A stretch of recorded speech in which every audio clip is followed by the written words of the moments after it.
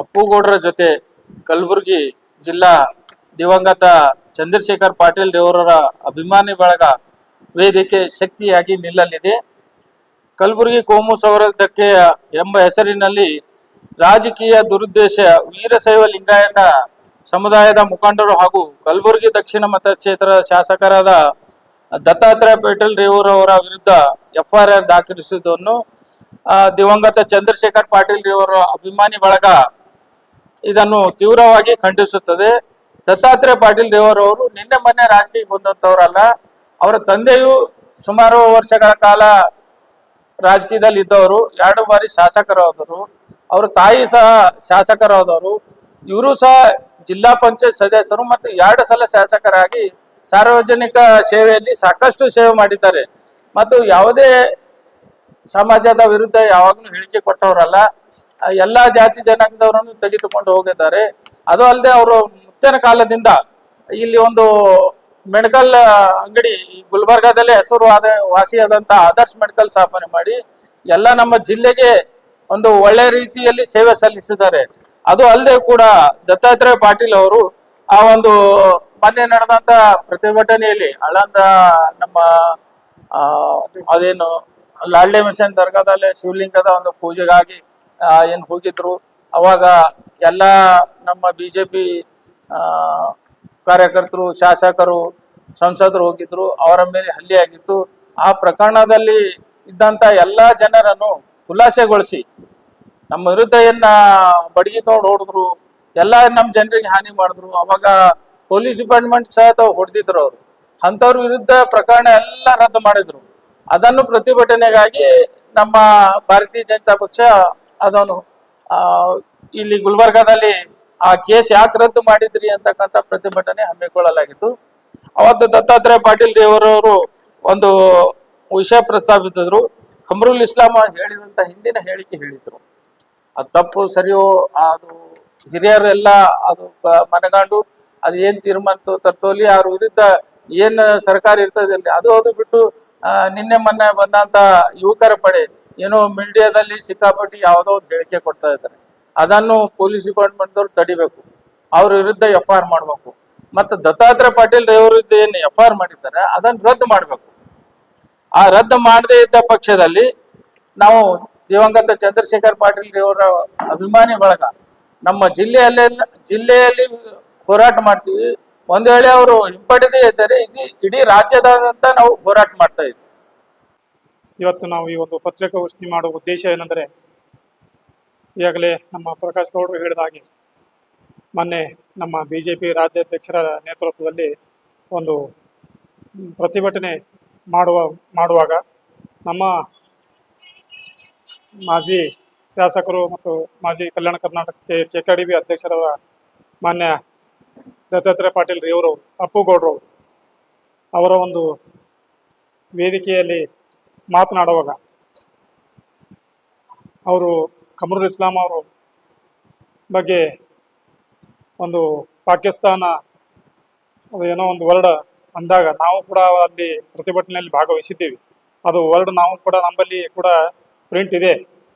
ಅದೋದು ಬಿಟ್ಟು ಆ ಒಂದು ದೊಡ್ಡವರ ಒಂದು ಮಾತನಾಡುವಾಗ ಆ ಒಂದು ಪಕ್ಷದ ಮುಖಂಡರಾಗಲಿ ಅಥವಾ ಇನ್ನಿತರ ಯಾವುದೇ ಒಂದು ಮುಖಂಡರಾಗಲಿ ಮಾತಾಡಬೇಕು ಹೊರತು ಒಂದು ಸ್ಟೇಷನ್ ಬಜಾರ್ದಲ್ಲಿ ಒಂದು ಬೈಕ್ ರ್ಯಾಲಿ ಮುಖಾಂತರ ಅಥವಾ ಇನ್ಯಾವುದೋ ರ್ಯಾಲಿ ಮುಖಾಂತರ ಅವರು ಪ್ರತಿಭಟನೆ ಮಾಡಿದ್ದಾರೆ.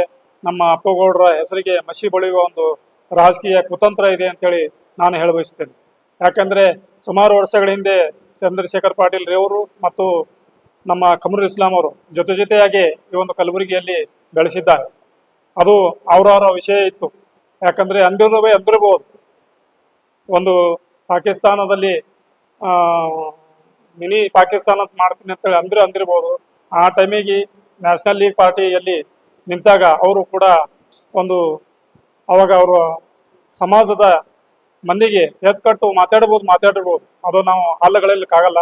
ಅಂಥ ಒಂದು ವಾತಾವರಣದಲ್ಲಿ ಏನೋ ಒಂದು ಅಪ್ಪುಗೌಡರು ಏನೋ ಒಂದು ಹೇಳಿದ ಹೇಳಿಕೆಯನ್ನು ತಿರುಚಿ ಇವತ್ತು ಇಂಥ ಒಂದು ಅಹಿತಕರ ಘಟನೆಯಲ್ಲಿ ಭಾಗವಹಿಸ್ತಿದ್ದಾರೆ.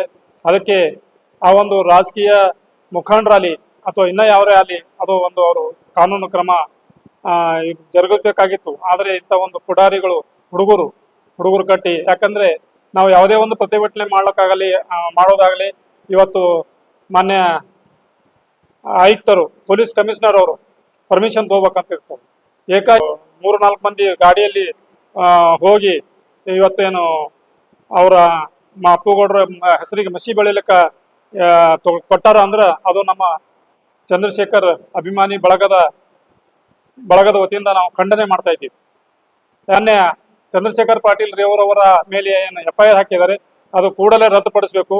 ಅವು ಒಂದು ವೇಳೆ ರದ್ದುಪಡಿಸದಿದ್ದರೆ ನಾವು ಇಡೀ ಕಲಬುರಗಿ ದಕ್ಷಿಣ ಅಷ್ಟೇ ಅಲ್ಲ, ಇಡೀ ರಾಜ್ಯದಾದ್ಯಂತೆ ನಾವು ಹೋರಾಟ ಮಾಡಕ್ಕೆ ತಯಾರಿದ್ದೀವಿ ಅಂತ ಹೇಳಿ ಈ ಒಂದು ಪತ್ರಿಕಾಗೋಷ್ಠಿಯನ್ನು ಉದ್ದೇಶಿಸಿ ನಾನು ಮಾತಾಡ್ತಿದ್ದೇನೆ. ನನ್ನ ಹೆಸರು ಅನಿಲ್ ಕುಮಾರ್ ಡಾಂಗೆ ಅಂತ. ಇಂದಿನ ಡಿಜಿಟಲ್ ಮಾಧ್ಯಮದ ಎಲ್ಲ ಅಣ್ಣ ಮಂದಿಗೆ ನಮಸ್ಕಾರಗಳು. ಇವತ್ತಿನ ವಿಷಯ ಈ ನಮ್ಮ ದತ್ತಾತ್ರೇಯ ಪಾಟೀಲ್ ವಿರುದ್ಧ FIR ಮಾಡಿದ್ದಕ್ಕಾಗಿ ನಾವು ಖಂಡಿಸ್ತೇವೆ.